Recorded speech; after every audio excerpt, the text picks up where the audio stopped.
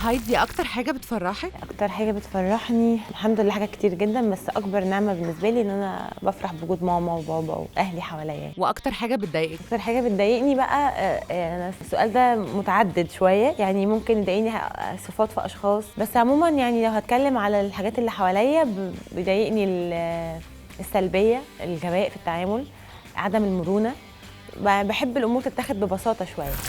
ياه، عدم المرونه والغباء والسلبيه، لا ده كلام كبير قوي يا هايدي. طب خلينا كده نفهم اكتر، يعني مثلا ايه اكتر حاجه بتخوفك؟ يعني مجرد ما قلت الكلمه تخيلت صرصار، بجد بخاف من الصراصير جدا. طب احكي لنا موقف مع الصرصار. يعني انا عايزه اقول لك هو اصعب بجد والله، اصعب موقف مر عليا في حياتي كلها انا مش هنساه، وحاولوا يعني اللي هيسمع الموقف يتمالك اعصابه شويه، البنات خصوصا. انا كنت رايحه المدرسه وانا في تقريبا 6 ابتدائي او اولى اعدادي حاجه زي كده، وبلبس الشوز بتاع المدرسه. لك ان تتخيلوا باقي الموقف، لقيت انا اتنطرت تقريبا على مثلا مسافه 5 متر على الارض من الصدمه، وقعدت فتره بعدها مش عايزه اروح المدرسه ومش عايزه البس شوز وعايزه البس اي حاجه مفتوحه.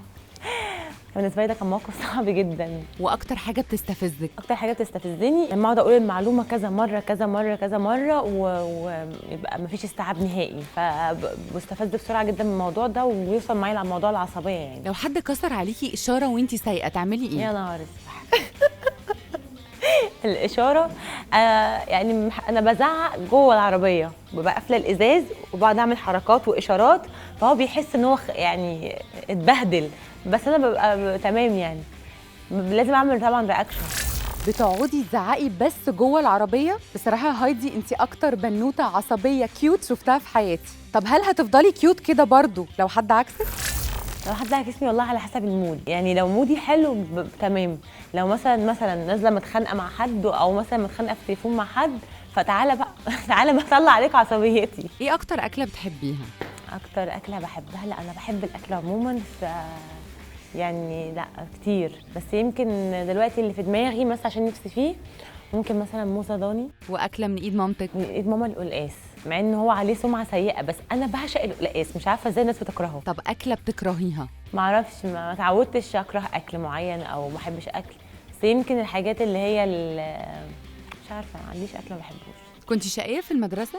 كنت شقيه جدا، كنت بضرب الولاد. انا كنت يعني عشان ما شاء الله طول عمري طويله، فوانا في ابتدائي برضو كنت طويله، يعني ما كنتش قصيره، فبالنسبه للبنات اللي في سني انا كنت السوبرمان. يعني كنت لو مثلا واحد ضايقها، واحد جه مثلا رخم عليها، شد شنطتها، خد منها كتاب، كنت بقى بعد المدرسه بقى انت عملت في فلانه الفلانيه كذا، قوم خبطها بشنطه. انا واصحابي برضو الطوال، يعني كنا احنا ماسكين المدرسه.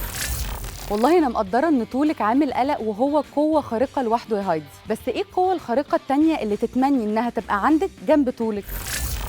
ممكن الذكاء الحاد جدا، وحاجه كمان ان انا برضو بحب نفسي قوي اقرا افكار الناس اللي حواليا. هتعملي بيها ايه؟ الذكاء الحاد بقى عشان يعني مثلا شغلي، عشان لو هفتح بزنس، لو حاجات زي كده، والافكار عشان انا ممكن اتخمم في ناس كتير قوي، هبقى عارفه على الاقل هما بيقولوا عني ايه.